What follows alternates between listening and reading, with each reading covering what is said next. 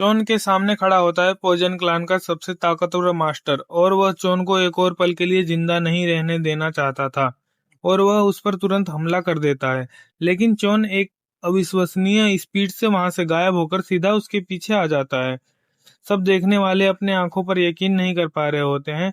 तभी वह एल्डर अपना दूसरा अटैक करता है और चोन पीछे डोज करके उससे बच जाता है, पर एल्डर का उसे बचने देने का कोई इरादा नहीं होता है और वह एनर्जी बुलेट चार्ज करता है। लेकिन समय रहते हुए चोन उससे भी डोज करके बच जाता है और एल्डर पर अपनी तलवार से वार करता है, लेकिन वहां पे उसका कोई फायदा नहीं होता है। तब यहाँ पर चोन को मिटाने के लिए एल्डर एक अपना फॉरबिडन स्किल का यूज करता है और सारे लोग डर जाते हैं और एल्डर अपना पॉइजन अटैक डायरेक्ट चोन पर कर देता है। हम चोन के बचपन का सीन देखते हैं जहाँ पर एक रात बहुत सारे एसेसिन चोन को मारने आए होते हैं। तब चोन के पास कोई भी मार्शल आर्ट नहीं थी और वह बस एक वीक लड़का था और वे सारे एसेसिन उसे भगाकर एक जंगल में ले जाते हैं। पर चोन हार नहीं मानता है और अपने पास से एक डैगर निकालकर उनसे बचने की कोशिश करता है, लेकिन कोई टैलेंट ना होने के कारण पकड़ लिया जाता है। पर तभी वह उनकी लापरवाही का फायदा उठाकर एक असैसिन को मार देता है और तभी दूसरा असैसिन आकर उसके पेट में अपनी तलवार घुसा देता है और फिर उस पर लात मार मार कर उसे तड़पाता है। तभी एक मिस्टीरियस आदमी आकर वहां पर मौजूद सभी असैसिन को एक एक करके मारने लग जाता है और यह मिस्टीरियस आदमी फ्यूचर से आया हुआ होता है और अंत में ये सारे असैसिन को मार देता है और फिर चोन के पास जाता है।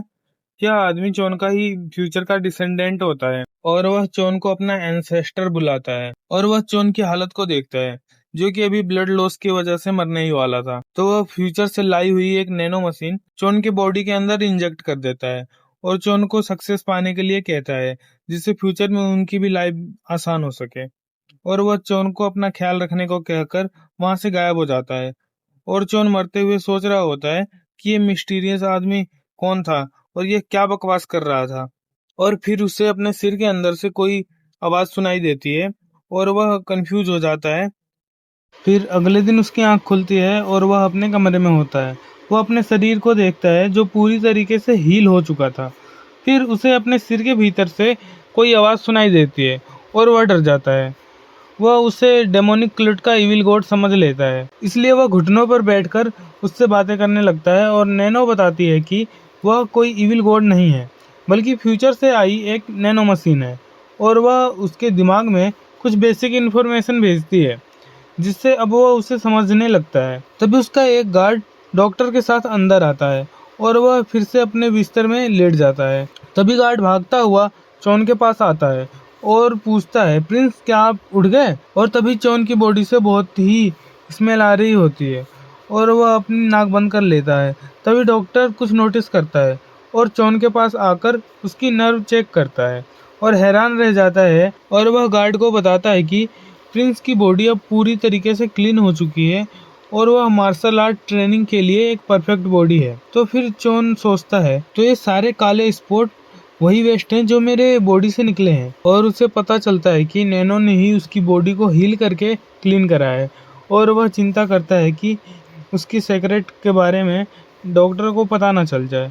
पर तभी नैनो बताती है कि इस समय का कोई भी मास्टर उसकी मौजूदगी को महसूस नहीं कर सकता है और वह डॉक्टर वहां से फिर सोचता हुआ चला जाता है। और फिर अब जॉन गार्ड का शुक्रिया अदा करता है उसे वहां से घर लाने के लिए, क्योंकि उसे लगता है कि अगर नैनो ने उसे हील कर भी दिया था तो भी वह उसके गार्ड के बिना वहां पर उस सर्दी में जमकर मर गया होता। पर तभी वह गार्ड अपना नाक बंद किए उसे रोकता है और उसे पहले खुद को साफ करने के लिए कहता है। अब चोन नहा रहा होता है और वह नैनो की एबिलिटी चेक करने के लिए अपना हाथ एक चाकू से काट लेता है और देखते ही देखते उसका हाथ पूरी तरीके से हील हो जाता है और वह इस रिजल्ट को देखकर दंग रह जाता है। फिर वह वहां से अपने स्टडी रूम में जाता है जहां पर उसके पास मार्शल आर्ट की केवल एक ही बुक रखी होती है। वह उसको सीखने का फैसला करता है। तभी नैनो उसे बताती है कि वह बस बुक के सारे पन्ने को एक एक करके पलटता रहे और वह बिल्कुल ऐसा ही करता है, जिससे नैना उस बुक को पूरा स्कैन कर लेती है और फिर सारी टेक्निकल जानकारी उसके दिमाग में ट्रांसफर कर देती है। और इस तरह से सारी नॉलेज को पाकर चोन बहुत ही सरप्राइज होता है और अब वह सोचता है कि इसकी मदद से मैं मार्शल आर्ट बहुत ही तेजी से सीख सकता हूँ और अब वह डिसाइड करता है कि अब वह एक मार्शल आर्ट जीनियस बनेगा और अपने माँ के मौत का बदला लेगा, जिसके लिए अब उसे डेमोनिक एकेडमी जाना होगा, जहाँ पर मार्शल आर्ट की बहुत सारी किताबें हैं और इसे वह अपना गोल बनाता है। अगले दिन सुबह वह जल्दी उठ जाता है और आज के दिन ही उसे एकेडमी ज्वाइन करना था और वह अपने कमरे की खिड़कियों से बाहर देखता है। तभी वह अपने पर्सनल गार्ड को मार्शल आर्ट ट्रेनिंग करते हुए देखने लगता है। तभी नैनो उससे पूछती है कि क्या वह गार्ड के मूवमेंट्स को स्कैन करना चाहता है। तभी उसको पता चलता है कि वह ऐसा भी कर सकता है। फिर वो गार्ड के मार्शल आर्ट ट्रेनिंग को स्कैन करता है। उसके बाद नैनो सारा डाटा उसके दिमाग में ट्रांसफर कर देती है, जिससे वह बहुत खुश होता है और उसी समय उसकी प्रैक्टिस करने के लिए फैसला लेता है और वह सावधानी रखते हुए खिड़की बंद कर देता है। फिर वह अपने हाथ में एक डैगर लेकर मार्शल आर्ट ट्रेनिंग स्टार्ट कर देता है और नैनो की मदद से वह सारे मूवमेंट्स बिल्कुल सटीक तरीके से कर पा रहा होता है, जिसे उस गार्ड ने 20 सालों में मास्टर किया था। और फिर उसके बाद चॉन की पूरी बॉडी में एक बहुत तेज दर्द फैल जाता है। तब नैनो उसे बताती है कि उसका शरीर उस आर्ट के अकॉर्डिंग डेवलप नहीं हुआ है, जिसकी वजह से उसे मसल डैमेज हो गया है। और नैनो कहती है कि तुम्हें मसल ट्रांसफर की जरूरत है, क्योंकि चॉन ने उस गार्ड की तरह लॉन्ग ट्रेनिंग नहीं की है, इसलिए इसके मसल उस तरह से डेवलप नहीं हुए हैं। इसके बाद नैनो पूछती है कि क्या चॉन मसल ट्रांसफर को एक्सेप्ट करता है। तब वह उसे एक्सेप्ट कर लेता है और नैनो बताती है कि क्या वह एनेस्थीसिया के साथ ट्रांसफर लेगा या बिना एनेस्थीसिया के ट्रांसफर, क्योंकि मसल ट्रांसफर के दौरान बहुत ज़्यादा दर्द होता है, जिससे वह थोड़े समय के लिए बेहोश भी हो सकता है। वह नैनो को बोलता है कि वह डायरेक्ट ट्रांसफर करे और अगर वह हैंडल ना कर पाए तो वो स्विच कर दे। इसके साथ ही ट्रांसफर शुरू होता है और वह उसे सह नहीं पाता। तभी नैनो एनेस्थीसिया शुरू करती है और चोन बेहोश हो जाता है। उधर किचन में उसका गार्ड उसके लिए खाना बना रहा होता है।